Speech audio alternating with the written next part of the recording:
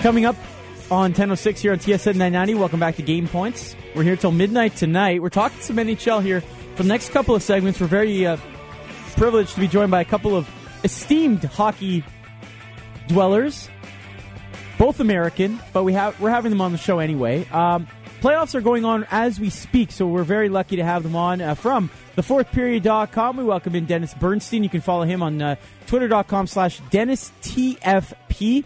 We also have with us Joe Yerdon from ProHockeyTalk.NBCSports.com and Joe Yerdon PHT on Twitter. I don't know if they coordinated, but they both have initials after their name. How you doing, guys? Matthew, doing great.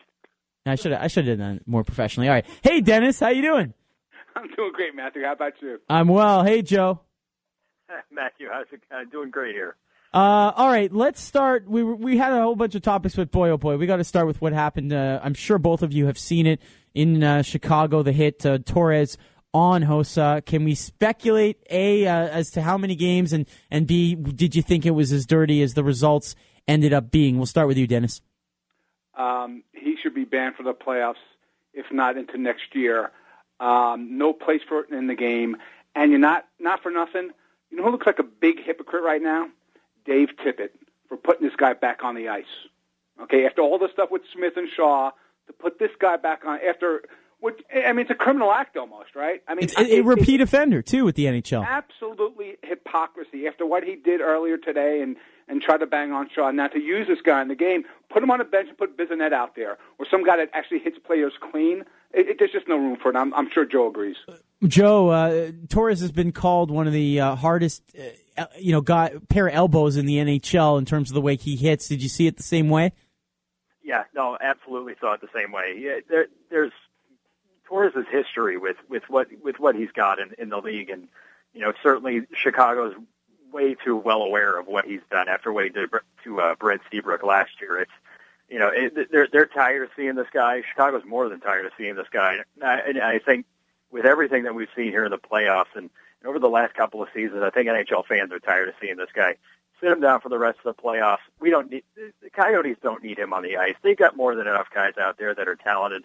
And they've got other guys. The whole team's physical. They don't need him out there to be stirring things up and to be running guys off the ice with rotten hits like with what he did to Hossa tonight. Sit him down for the playoffs.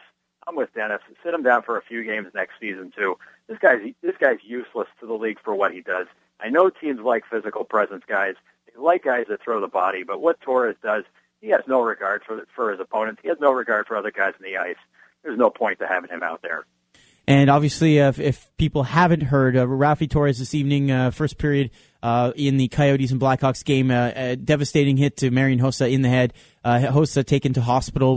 We'll find out more. We're working our sources here actually as we speak. The other aspect of it, the kicker, Dennis, is I know this is going to get you going, but not even a penalty on the play, and the Coyotes got a power play after it was all said and done.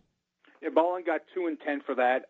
They did kill off the penalty, but I think that if you saw the game, Joel Kenville's, NBC had impeccable timing from a TV standpoint to go on and have that coach interview just minutes after that happened. But, yeah, you just can't, it's just, and it goes back, and I think, Joe's chimed in on this too, I think it goes back to the Shea Weber thing.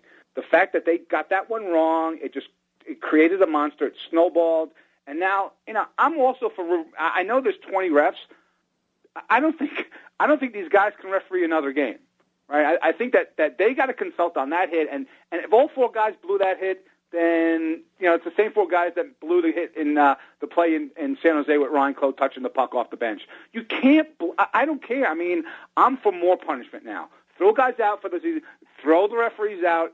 The time for less punishment has ceased. It's over. It's just happened. And this is the first round.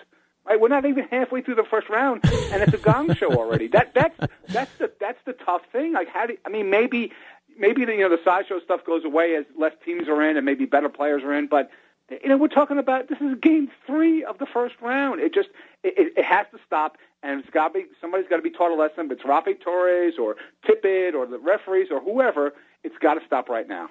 Joe, but the strange thing here is that ratings are up, right, in the United States. You're a member of the NBC family. I mean, does violence sell, I guess, in the U.S.? I certainly hope it's not the violence that's selling. I hope it's the crazy games. I hope it's the great outcomes.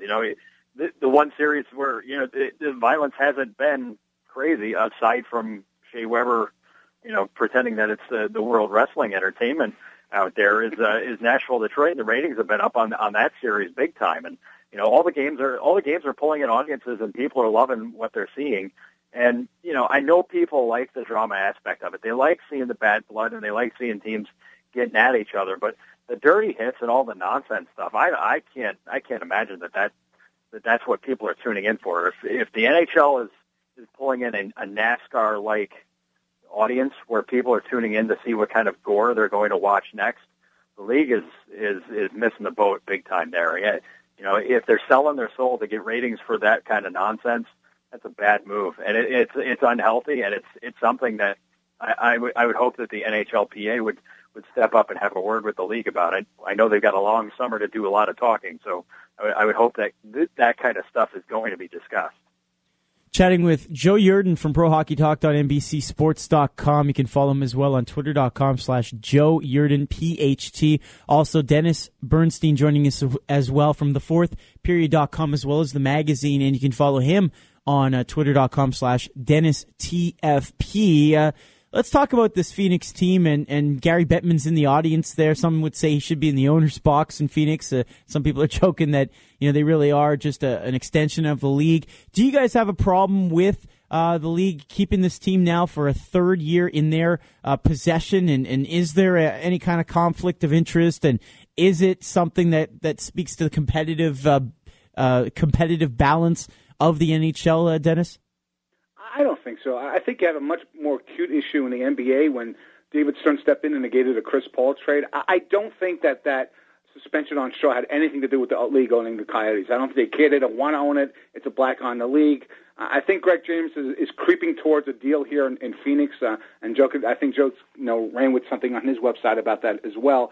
So I don't think they got to get an owner, but they got to do something this summer. I mean, it's a point where Quebecois is ready to write the check for Quebec City, right? And then the NHL's got to do like they did in Atlanta, saying this is the date. You get a local owner, you're here. If not, you're gone, and we open it up to the best bidder. I think that's the resolve here. But I don't think it impacts anything on the competition, the fact that the Coyotes may be favored in some calls or anything like that. I don't think NHL really cares about that or wants to own the team, so I don't think, and I don't certainly see the benefit if the Coyotes on the ratings if they went to the finals. I don't think NBC wants the Phoenix Coyotes in the finals, to be honest with you. They'd rather see like Chicago and Pittsburgh. So if there's a conspiracy, it's not for the Coyotes to get in the finals, it's probably against them.